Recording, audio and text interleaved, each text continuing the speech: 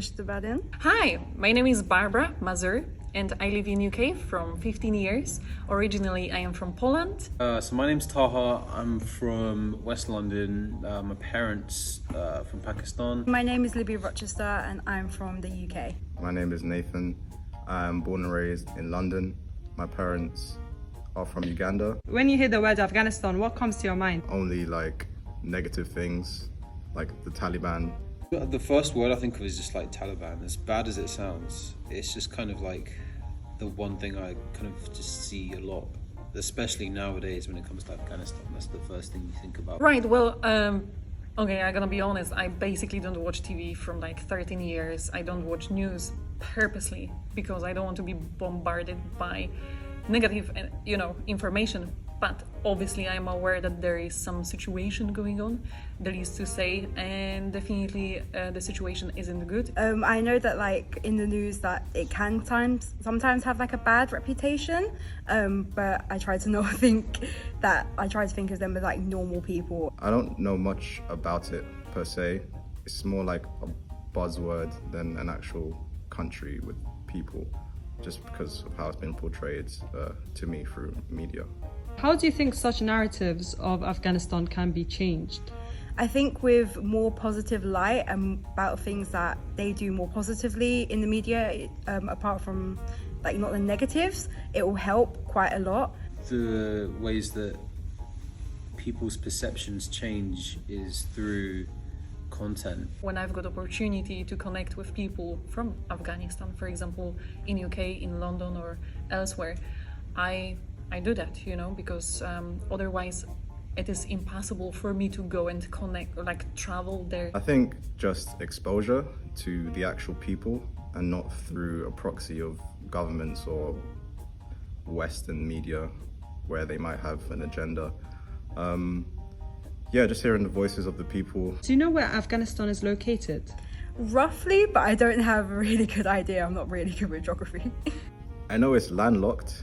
It's in between a few other countries, but specifically, no. I just know it's in... Does it border Iran? Yes. Okay, it borders Iran. I would assume it is somewhere at the bottom of the globe, like in the hotter area, where is Dubai, and I think somewhere to the right from there. Afghanistan is located in Central Asia, surrounded by Tajikistan, Turkmenistan, Uzbekistan, China, Pakistan, and Iran. Do you know what the capital city of Afghanistan is? Oh my god, this is a really good question. Unfortunately, right now, I don't know, but probably if I would have ABC option... Can I have ABC option? I have no idea. I've read The Kite Runner. I should know this. Kazakhstan? It's Kabul. Kabul? Yes, correct. That's right. Amazing. Yes, that's correct. Do you know what languages are widely spoken in Afghanistan? Possibly Arabic? Arabic and Urdu? Arabic? I think Farsi. Pashto. Afghanistan is a multilingual country whereby there are a variety of different languages spoken, but the two main languages spoken are Dari and Pashto. What do you think Afghan food would be like? Probably similar to Turkish, Lebanese, Moroccan, but that's just an assumption, I don't know. Good spices, I assume. Made with a lot of spice, like cinnamon and stuff like that. I think it's yummy. I think it's quite good, but I assume if it comes to pastries or like cakes or sweet stuff, it is really sweet. Oh, just a big plate of rice. Okay. Ooh. All right. So it looks kind of like a biryani. Okay. Wow. This is nice dish. It smells very like kind of cinnamony, but also I can like smell like kind of loads of spices as well. It's good. It's good rice. A bit of a spice to it. It's got this thing. I feel like it's gonna be sweet. It tastes a bit like a date. It's sweet. It's not spicy. It's not too spicy. It's good. got a lot of flavour. Okay, this is like a lamb piece. Gonna try and pry. Ooh, that looks like it's been slow cooked. Wow, look at this piece. This is beautiful.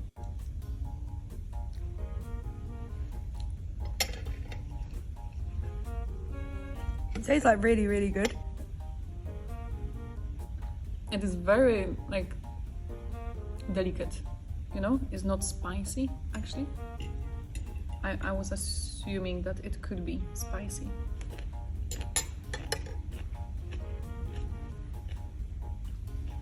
It tastes really nice. Like, it's not like normal salad that I'm used to, like UK salad. And I never ate rice with raisins combined like that, you know, and the meat. This dish is the national dish of Afghanistan. It's kabuli palau, which has rice, slow cooked lamb, raisins and carrots dressed on top, and sometimes people put toasted almonds as well. Oh wow, that looks interesting.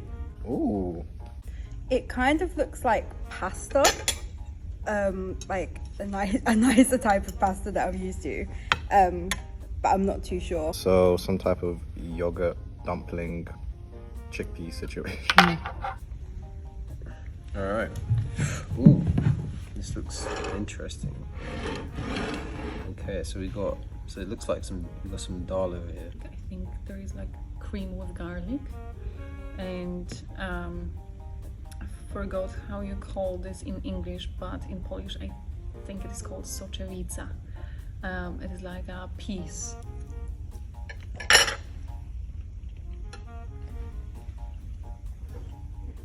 It tastes kind of spicy as well, and like I'm not used to spice because I can't really handle it, but it's like a mild spice that's like that I can handle like enough.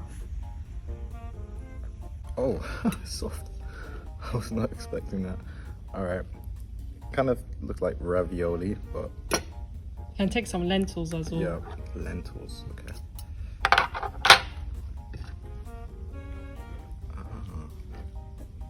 I've never seen anything like this. Okay. So there's like meat in between these dumpling things. Okay, very excited.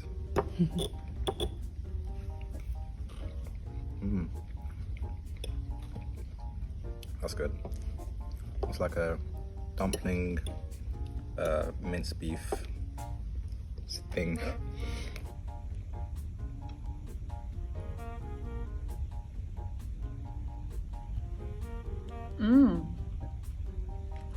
This is nice.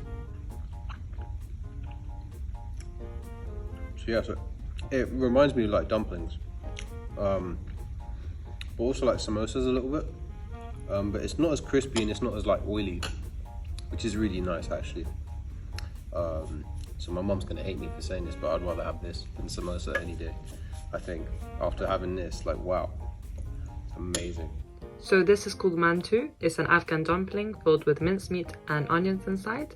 On top of it there's garlic sauce as well as a lentil sauce garnished with coriander on top. This is a time-consuming dish to make, so it's usually prepared at special occasions and weddings. Ooh, okay. It's like, it reminds me of shortbread, but I don't think it's quite the same as shortbread. It looks like some sort of biscuit, and I guess like now that I've learned that Afghanistan don't really like tea, so I think you would go with that. Okay, so this kind of looks like barfi, which is like a kind of Indian sweet. All right. That looks interesting too. What do you think this is? Like a starter, a bread sort of thing with probably something like garlic topping, you know, like you've got garlic bread in England. Oh. Tastes very sugary. I thought it was a biscuit, but I don't think it is. I think it's like milky, made from something dairy.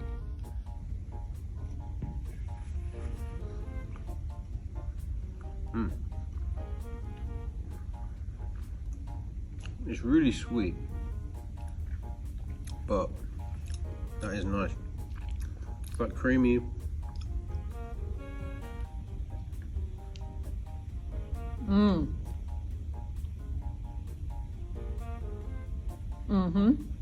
Very interesting taste. What does it taste like? I don't know. Different than anything sweet that I had already.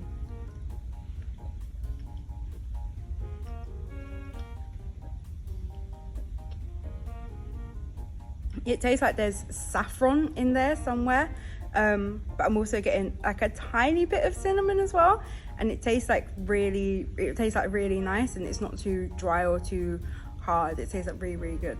So this is called Sheerpera. It's like a milk-like fudge type of dessert. It's also usually made at celebrations or even parties or whenever people like. So you always mention cinnamon, but throughout these dishes it's been cardamom used. So for example, in the rice dish, in this dish as well. So what do you think of Afghan food throughout these 3 dishes? I think it's really good. There's a lot of flavors I hadn't tasted before, which makes sense. So yeah, I feel like more people should try it. What do you think traditional Afghan clothing is like? Like draped and layered and really nice fabrics and earth tone colors. And I feel like Afghanistan people love wearing like accessories, so like scarves, and like really cute handbags and stuff like that. I think for women, especially adult women, there is a cover of the hair, possibly face too. Maybe, you know, like, yeah, just the eyes are open. I don't know.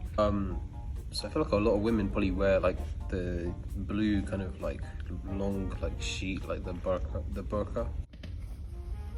And look to your right. Ooh. Yep, I'm all for that. Yes. I love the like gold details and the patterns. It looks like a lot of work went into this. It doesn't look like mass produced. Yeah, so this is called a peron tumbon. So this little waistcoat is called a waskat. Usually there's lots of heavy detailing, as you can see, with coins and embroidery. And the hat is called a pakul. Oh, that's my... Oh, wow! What interesting colors. Oh, wow. And look to your right. That's kind of what I was expecting it to be, like very out there, very like colourful. Wow. Yeah. No, that's nice. That is, yeah. Definitely not what I expected. I just feel sophisticated and like well dressed and like I have my life together. Like, yeah, it feels good. Like I like the colors. It's like very neutral, and you have the contrast of like all this stuff. It's very like grand and feels authentic and very different to like Western suit and tie, but it has the same effects. It's like I can just walk around with like authority or just like, you know, tell people what to do. How do you feel in this dress? I feel really nice. It does feel really heavy. Even without the layers on, it feels really heavy. But I also like the way it jingles every time I move, and that makes me kind of feel happy inside. So yeah, I really like it, and it was exactly what I was expecting it to be like. This is usually worn at weddings or parties, this type of dress. There's also daily outfits which can be worn outside. Salam, this is Barbara in new outfit. Basically, I really love it for many reasons actually. A, because I didn't expect it at all. B, because it is like beautiful. You know, like on this scarf, like I'm gonna just take it off a bit. Like you can see how much work went into it. This is really nice. Like the fabric is really nice. The design, like this is so like well done. Like yeah, I feel like it must take so long as well to do these.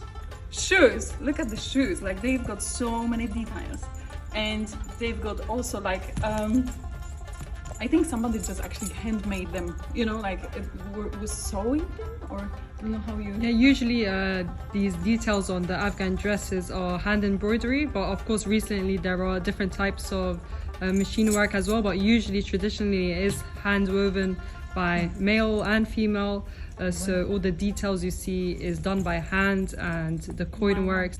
Colours and little details. Like I feel like I'm wearing jewellery without actually wearing jewellery. And yeah, it's like comfortable, loose, it doesn't feel too tight fitting. So this is the magazine, Ariana's magazine. Did you see it, guys? I never have seen it before. This is first time I actually see it. An American actress from TV show Handmade. Afghanistan's only yoga center. Afghanistan's only yoga center. There's only one yoga center in Afghanistan. I like the fact that you've included poetry because I write poetry, so it's nice to see that being represented. Afghanistan history of poetry dates back many centuries. It's been used in a variety of forms such as self-expression, communication, and entertainment.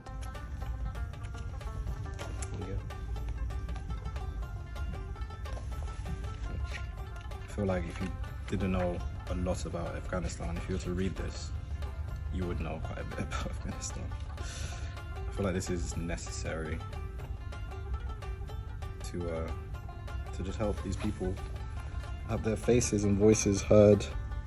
This artwork is amazing, look at that.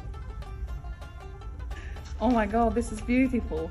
Very artistic as well, and very aesthetic and kind of clean, which is very important. Like these days, you know, we are lacking, I think, this beauty. I love that there's a lot of like artwork in it. There's a lot of magazines, you know, it's just ads every 2 pages, but this is really nice to read. You know, it doesn't feel like I'm being, just having ads thrown my way. But even the ads in this, dude, I mean, look at that, that's nice.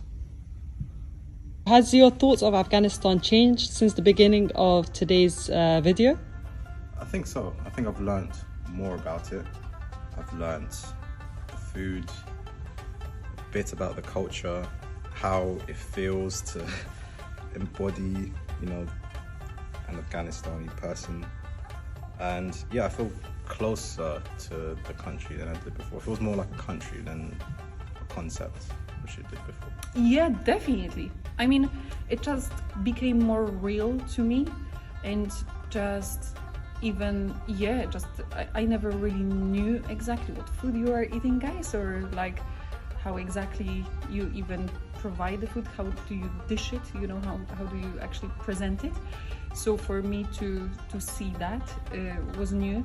And also definitely clothes. I never knew exactly what colors they are, or, you know, like I didn't have picture of this in my mind before I was coming over here, that this is what you've got there. Definitely learnt more because I came in here kind of like blinded. I didn't know much, and like all I'd seen recently is just negative portrayal in the media, but now like seeing like the colourful outfits and trying the food, I've learned a lot about Afghanistan that I never knew before. And also this magazine, I think, is beautiful, you know, like it's really like something that is really worth doing in this sort of situation, like I mean in these times, and especially for people who experience, you know, a lot of pain.